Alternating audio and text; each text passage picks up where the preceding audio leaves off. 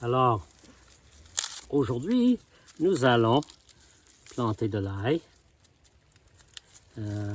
Nous avons ici l'ail que nous avons récolté au mois de juillet et ça a attendu, c'était en train de sécher dans notre atelier depuis juillet et puis on a choisi ceux qu'on voulait planter. Maintenant, on est rendu en fin d'octobre, on va les planter. Alors, mais ce qu'il faut faire en premier, c'est qu'il faut séparer les gousses. Et puis en les séparant, bien, il faut faire attention de ne pas les peler. Si on les pèle, s'ils deviennent pelés complètement par accident, bien, on va juste les amener à la cuisine, on va les manger. Et puis, on va les planter aujourd'hui, c'est fin octobre, puis ça prend à peu près 9 mois. Il y a un peu l'hiver, évidemment. Alors, alors, on est fin octobre, on est le 27 octobre, je crois.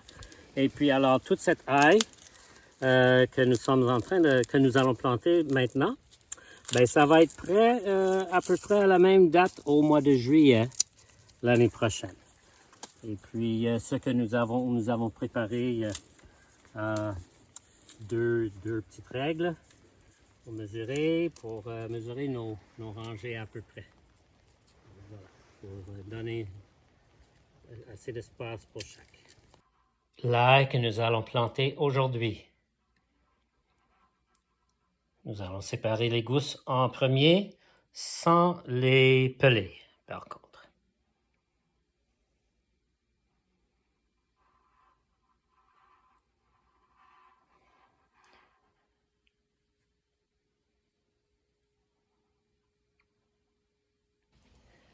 Nous avons récolté cette ail au mois de juillet et nous avons choisi les bulbes que nous avons voulu garder pour planter.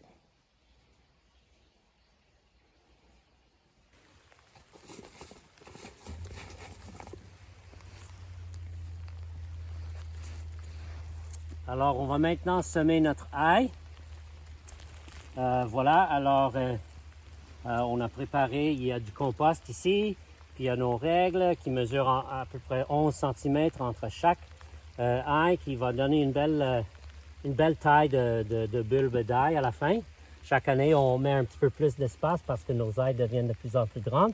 Je vais juste faire une petite mini fossée, comme ça. Et puis, insérer l'ail. La profondeur, c'est un petit peu plus que la taille de l'ail elle-même. Au lieu de donner une mesure, c'est préférable de le faire comme ça parce que peut-être vos gousses sont plus petites, peut-être elles sont plus grandes. Alors, c'est préférable d'utiliser l'ail elle-même comme unité de mesure. On les met dans la terre comme ça. Et c'est directement dans le compost.